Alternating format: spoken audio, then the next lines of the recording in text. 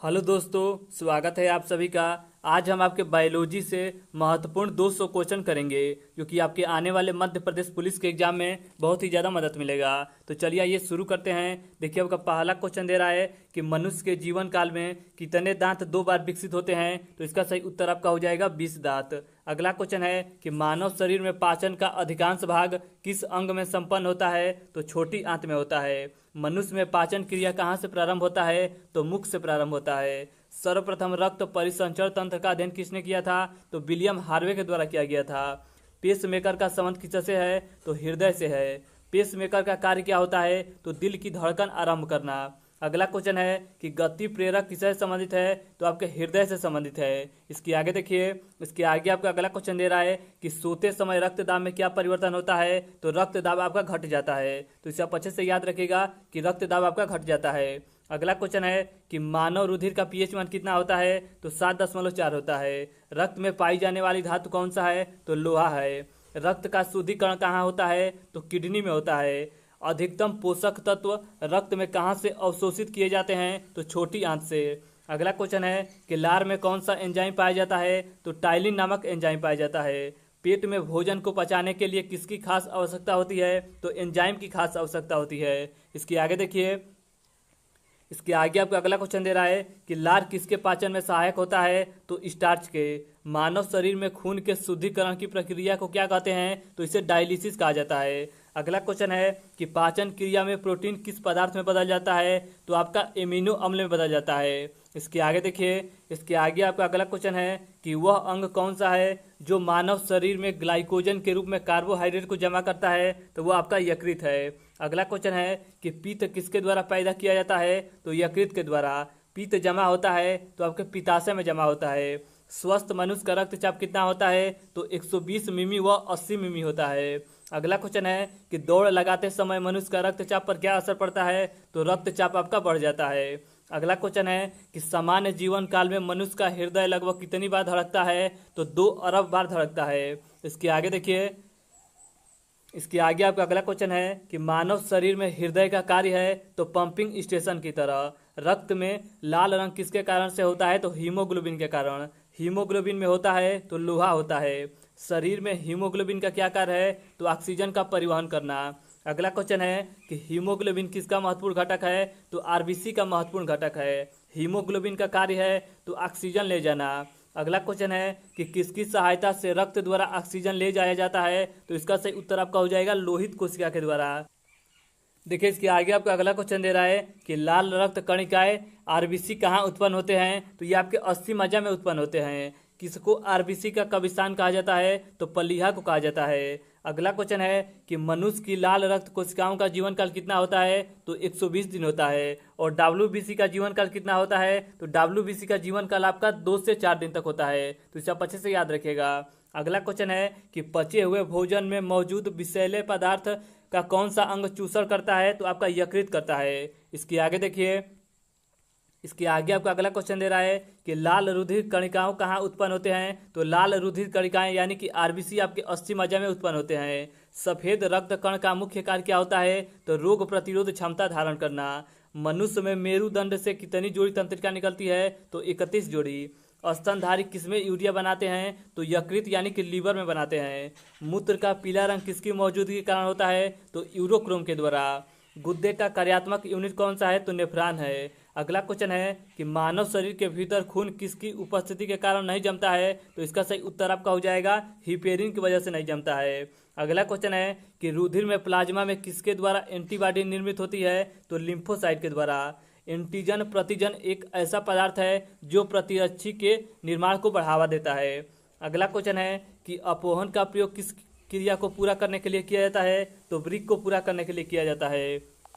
इसके आगे देखिए, इसके आगे आपका अगला क्वेश्चन है कि मानव शरीर में रक्तचाप नियंत्रित होता है तो अधिवृक्क ग्रंथि से। जीवन रक्षक हार्मोन किस ग्रंथि से स्रावित होता है। तो एड्रिनल ग्रंथि से। मानव शरीर की किस ग्रंथि को मास्टर ग्रंथि कही जाती है। तो पीयूष ग्रंथि को। मनुष्य के शरीर की सबसे छोटी ग्रंथि कौन सी है। तो पिट्यूटरी ग्रंथि है। अगला क्वेश्चन है कि गर्भाशय में शिशु के विकास की जानकारी हेतु किसका उपयोग किया जाता है। तो अल्ट्रासाउंड का। अगला क्वेश्चन है कि गाय और भैंस के थानों में दूध उतारने के लिए किस हार्मोन की सुई लगाई जाती है? तो ऑक्सीटोसिन का सुई लगाया जाता है। इसके आगे आपका अगला क्वेश्चन है कि मायोग्लोबिन में कौन सी धातु पाई जाती है? तो तांबा पाया जाता है। शरीर में सबसे बड़ी अंतःस्रावी ग्रंथि कौन सी है? तो थायराइड ग्रंथि है। अगला क्वेश्चन है कि कौन सा हार्मोन लड़ो उड़ो हार्मोन कहलाता है? तो एड्रिनल ग्रंथि कहलाता है। इंसुलिन एक प्रकार का है, तो यह आपका एक प्रकार का हार्मोन है। कौन सा पदार्थ मानव शरीर में सबसे अधिक कठोर है? तो आपका एनामिल है। अगला क्वेश्चन है कि किस कोशिका में इंसुलिन स्रावित होता है? तो बीटा कोशिका के द्वारा आपका इंसुलिन स्रावित होता है। अगला क्वेश्चन है कि इंसुलिन उत्पादित होता है तो पेनक्रियाज के द्वारा उत्पादित होता है। अगला क्वेश्चन है कि हमारी छोड़ी हुई सांस की हवा में CO2 की मात्रा लगभग कितना होता है? तो लगभग आपका 4% होता है। तो इसे आप अच्छे से याद रखिएगा।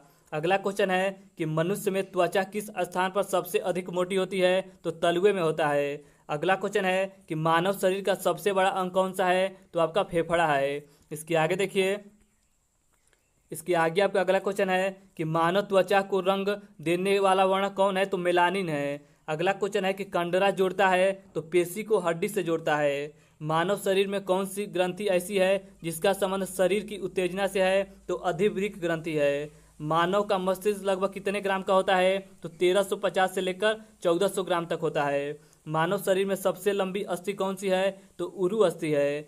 अधिक ऊंचाई पर मानव शरीर में लाल रक्त कणिकाएं पर क्या असर पड़ता है? तो संख्या में यह आपका RBC बढ़ जाता है। इसके आगे देखिए, इसके आगे आपका अगला क्वेश्चन है कि मानव रुधिर में कोलेस्ट्रॉल का सामान्य स्तर कितना होता है? तो 140 से लेकर 180 mg होता है। अगला क्वेश्चन है कि यदि किसी व्यक्ति की रुधिर वाहिकाओं की त्रिज्या कम हो जाए तो उसका रक्तदाब पर क्या असर पड़ेगा? तो रक्तदाब आपका बढ़ जाएगा। मानव शरीर के किस अंग में लसिका कोशिका बनती है? तो दीर्घ अस्थि में बनती है। अगला क्वेश्चन है कि मानव हृदय में कक्ष की संख्या होती है? तो 4 होता है।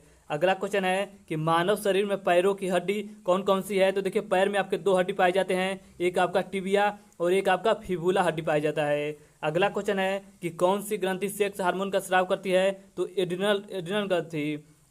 अगला क्वेश्चन है कि जब एक व्यक्ति वृद्ध हो जाता है तो सामान्यतः उसका रक्तदाब पर क्या असर पड़ता है? तो रक्तदाब आपका घट जाता है।